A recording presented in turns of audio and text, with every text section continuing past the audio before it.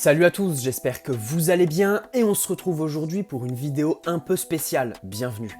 J'ai déjà fait ce style de vidéo quand le transfert d'Icardi était bouclé, alors j'ai décidé de remettre ça avec un sujet un peu plus préoccupant.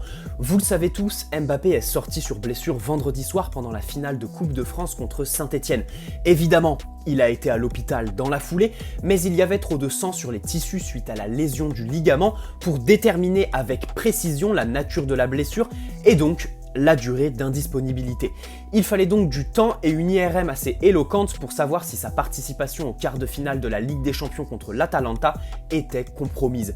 Avec le temps et de la glace, la cheville a dégonflé et Mbappé a pu passer une IRM assez précise hier. On peut enfin se prononcer. Le bilan d'imagerie réalisé hier a confirmé une entorse de la cheville avec lésion ligamentaire externe. Le délai de reprise est estimé à environ 3 semaines par le club.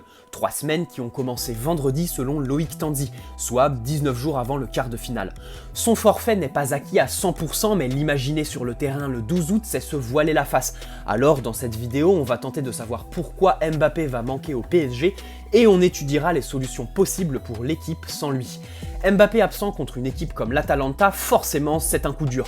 Je vais pas refaire l'inventaire de l'animation mise en place par Gasperini, j'ai déjà fait une vidéo sur la philosophie de jeu de notre adversaire. Mais pour faire très large, on peut s'arrêter sur 3 facteurs primaires pour les bergamasques.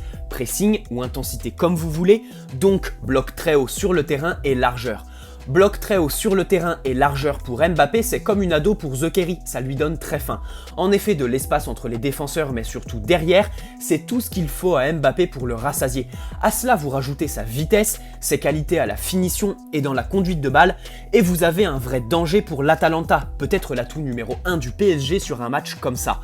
En effet, à la récupération, sa connexion avec Neymar et Verratti devait permettre de ressortir les ballons rapidement et transformer tout ça en contre-attaque qui peut faire but. Ici, on peut prendre plein d'exemples comme le but qu'il offre à Neymar à l'aller contre Dortmund ou plus récemment celui de vendredi. Bon, le point commun entre ces deux exemples, c'est qu'ils se sont déroulés dans un PSG en manque d'inspiration et pas du tout dans un bon jour. On ne va pas imaginer ça contre l'Atalanta, ni prôner le on balance devant et on voit ce que les individualités font avec le ballon, mais on se retrouve privé d'un joueur capable de faire la différence à tout moment, surtout contre une équipe aussi intense que l'Atalanta. La douche froide pour eux grâce à Mbappé, c'était un scénario plausible et qu'il faut désormais oublier. Mais ça, tout le monde le sait et l'a compris. En revanche, il y a un aspect tactique qui me préoccupe beaucoup plus. Si Mbappé est aussi dangereux en contre-attaque, c'est qu'il joue haut et est aussi une menace sans ballon. Ici, il n'apportera pas par des efforts répétés pour presser l'adversaire, mais par sa position. S'il y a bien un match où Mbappé ne doit pas décrocher, c'est celui-ci. En effet, la défense n'est absolument pas un point fort de l'Atalanta, mais au-delà des difficultés qu'il pourrait rencontrer en 1 contre 1, il faut absolument les maintenir le plus bas possible sur le terrain. Et s'il y en a un capable de faire ça, c'est Mbappé. En effet, à la construction, il n'y a rien de plus simple que d'identifier son positionnement, puisqu'il est derrière la ligne de défense adverse.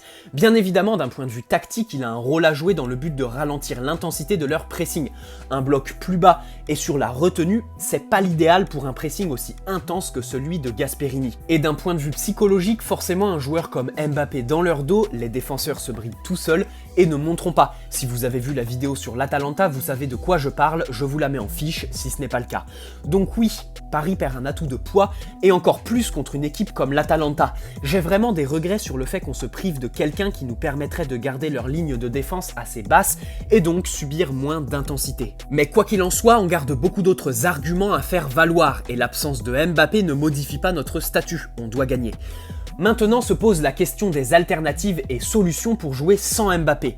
Et avec la suspension de Di Maria, à moins que Tourelle devienne fou et associe Choupo à Icardi en pointe dans un 4-4-2, le retour au 4-3-3 devient obligatoire.